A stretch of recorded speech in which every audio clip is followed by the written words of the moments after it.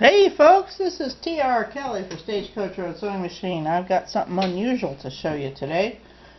We don't usually deal with this sort of machine. We're much more into the vintage mechanical mid-century wonders, but once in a while something crosses our path that we've just got to snag up and offer to you just because it's so cool. Remember the 1980s?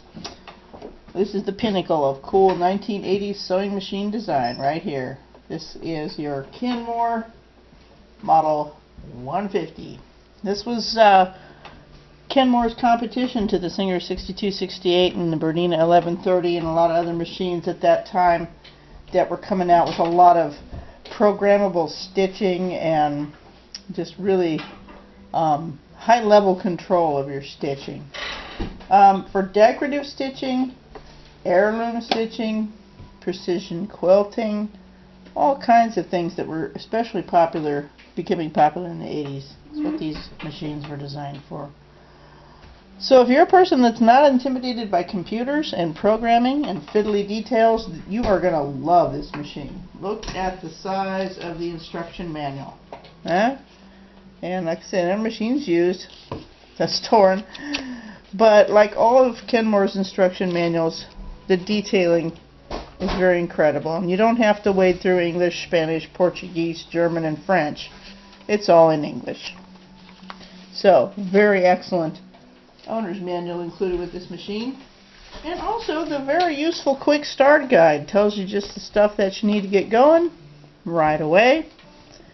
And a handy stitch chart for all these wonderful stitches that you can do with this machine. Guide to the different feet. So let's look at some of this stuff right now. One of the neat innovative features of this Kenmore is you've got a clear see-through bobbin case right there, and to access your bobbin there's a little clicker thing right there, and take that off. Now the machine is a full rotary. That's a very nice kind of shuttle that's quiet and vibrates less and can sew faster. It has a top drop-in bobbin that was similar to a design pioneered by Singer in the late 1800s actually. So the bobbin goes in with the thread coming off this way. Oh, how do you wind the bobbin? Look at this. Right up on top here. And even though there is a hand wheel on this machine, there's really no need to turn it. When you put your bobbin on the spindle and push the spindle over, that declutches the machine right there. And you can wind your bobbin and it will shut off automatically. Oops, I just tangled it up there. Silly me. Yeah. So anyway, I've already got a bobbin wound here. We're just going to put it in like so. And then with the thread coming off, lay it across like that.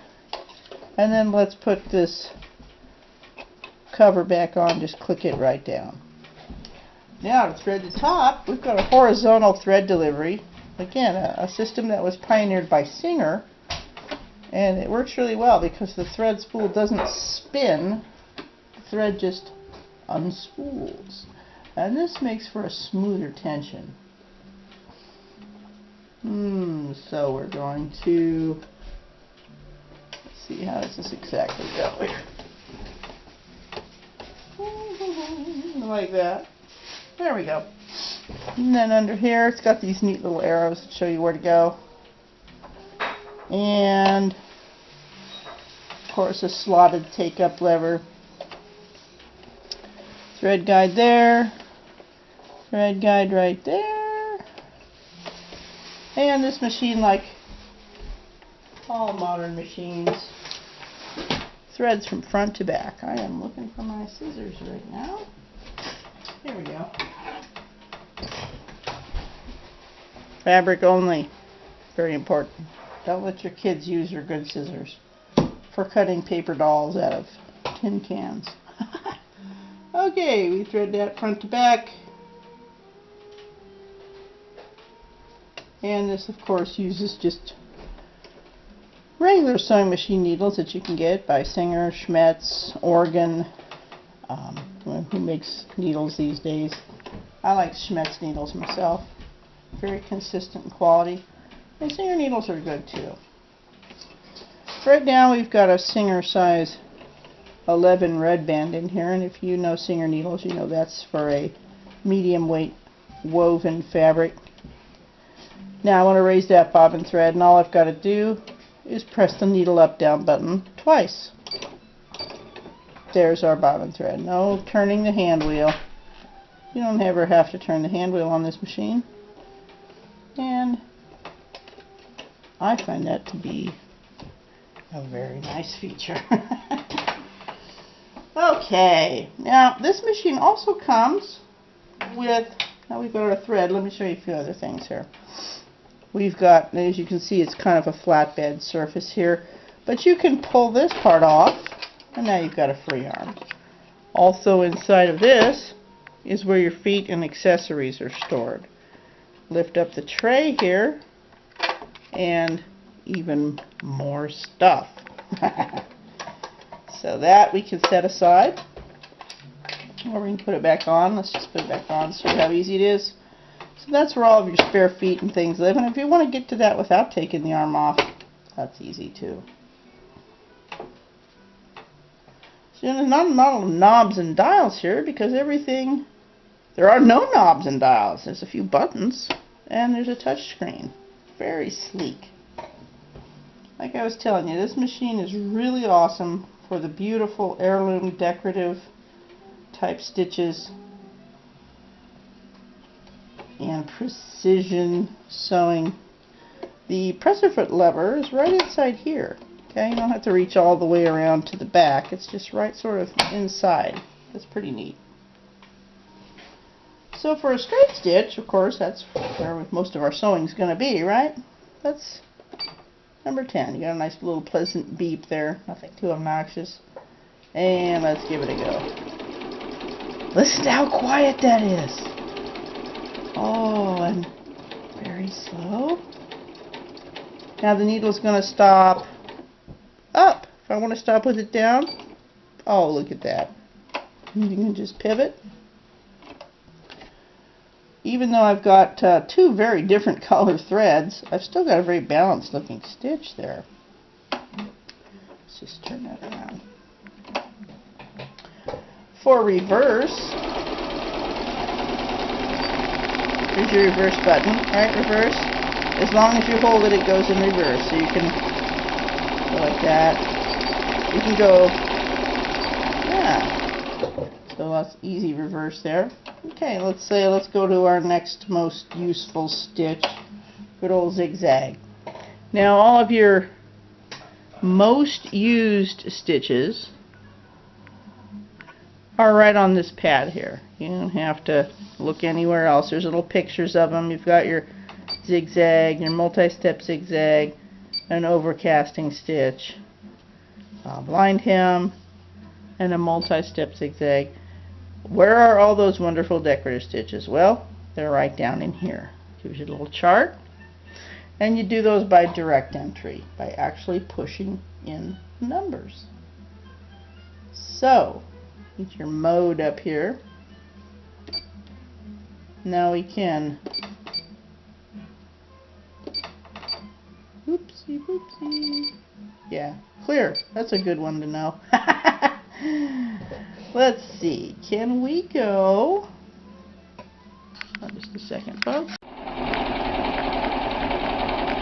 I just wanted to check about how you enter the direct stitches in here, and I was right about how that works.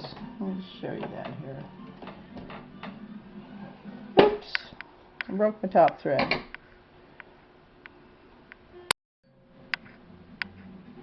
Okay, well it took me a minute there to figure out that this was a lot easier than I thought.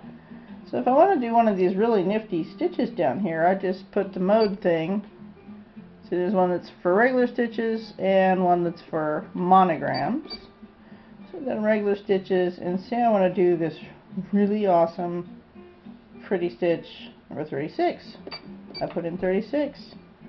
I step on the gas. And there it goes. You don't have to adjust the length or the width or anything like that. I really love the quietness and smoothness of this machine. Not to mention all the beautiful decorative stitches. I'm a person that likes decorative stitches. I use them on all kinds of stuff. I stack different colors of decorative stitches in a line to make like a band of stuff. Okay, let's put a centerpiece in here. Let's go 34. Oops, 34, not 37. And then I'll come right along the side of this with my foot. And everything's feeding just so smoothly and perfectly. My camera keeps running out of batteries and memory cards right in the middle of what I'm trying to do. Okay, let me just continue on here. Look at the smoothness of that stitch. Isn't that amazing? Now if I want to stop this stitch right perfectly at the end of the unit of the decorative pattern that it's sewing, I can push that. And it will finish one pattern, tie off the stitch, and stop. And when you're sewing multiple levels of leaves or things that you want to stop at a precise point, that's a really kind of a neat feature. If you're into precision, heirloom, decorative, doll clothes, quilting, I mean, look at these pretty stitches. And they look just as beautiful on the back, but I'm using the wrong color thread. You can do that for your own amusement and, you know, artistic effect if you want. Because this machine is electronic is different than just plain electric because you've got full needle piercing power even at low speeds. Let me just wad this fabric up here and put it under the raw thread and just go with a straight stitch. And since I'm doing a bit longer of a stitch, I'm going to change that length up a bit. Now you can push that as much as you want. It'll tell you when you've reached the level. Well, let's just stitch. Look at that needle piercing power, and let's go backwards. Where I showed you, you can push continuous reverse there, and then back forwards again. Like I said, even though this machine is optimized for decorative stitching, it is completely adequate for hemming up your jeans. Okay? Like I said, this machine is kind of like one of the best of those beautiful 80s machines that you could program to do all kinds of things with the number plate. Like I said, it's a competitor for the 6268, the 1130. I'm sure that Husqvarna and New Home also had offerings in that. So if you really like to tinker with your machine and do all kinds of really cool, fun, decorative stitching, you can get this wonderful Kenmore machine. Its original instruction book, quick stitch chart. There's also a handy chart that came with this machine. Here's the model number. Excuse me. That shows you additional feet that you can buy, including a piping foot, gathering, pin tuck, hemmer, binder, roller, Teflon, applique, cording, walking foot. So there's all these things are still available from Sears in Espanol, el reverso. So that's pretty neat too. And it comes with several feet already. There's no case, there's no cabinet. We do have all the original wiring, the original electronic Kenmore foot control. And yeah, this is really a neat, special machine. We don't get many of these things in here at Stagecoach Road Sewing. But if this is something that speaks to you, oh, that's another thing I forgot to tell you. The presser foot is marked on both sides in eighths and in millimeters? Millimeters? I think millimeters. So you've got your quartering guides and your marks right here. So if precision decorative sewing and just a general all-purpose, you know, artistic, this sewing machine is for an artistic owner. If that speaks to you, send us an email and we'll talk about how this can show up on your doorstep. We really appreciate you folks watching. Thank you.